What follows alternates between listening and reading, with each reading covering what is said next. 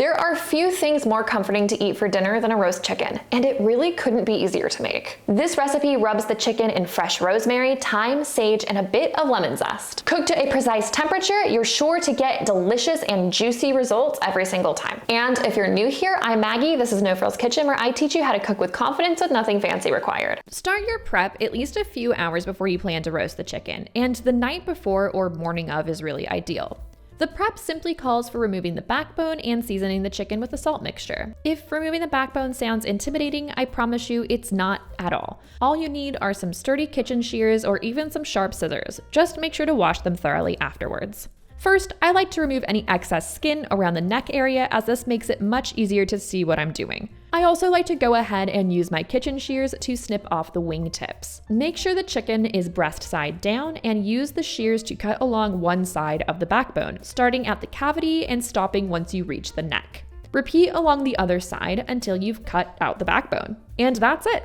I like to save both the backbone and wing tips, I'll freeze it, to use in stock later. Flip the chicken over and use the heel of your hand to press down on the breastbone to flatten the chicken further.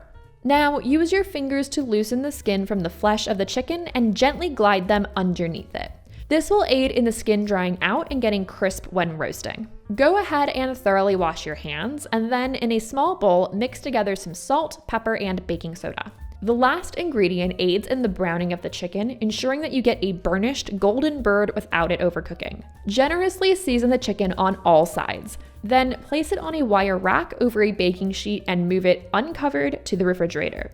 You can leave the chicken here for up to 24 hours, but it really benefits from however long you can allow it to sit in the dry brine. Try to aim for at least 2 hours if you can. When you're ready to cook, preheat your oven to 200°C or 400°F. Go ahead and finely chop some fresh rosemary, thyme, and sage. Add the herbs to a small bowl and grate in some lemon zest and a clove of garlic. Mix all of this together with a bit of neutral oil in order to make a paste. Using your hands, evenly spread the herb paste under the skin and directly on the flesh of the chicken.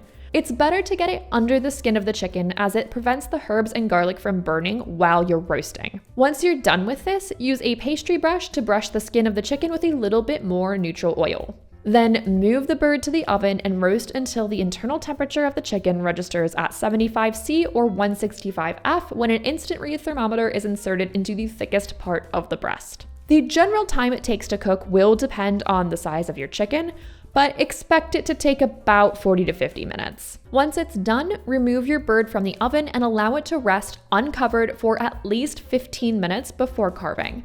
Don't worry about it losing heat during this time, even uncovered.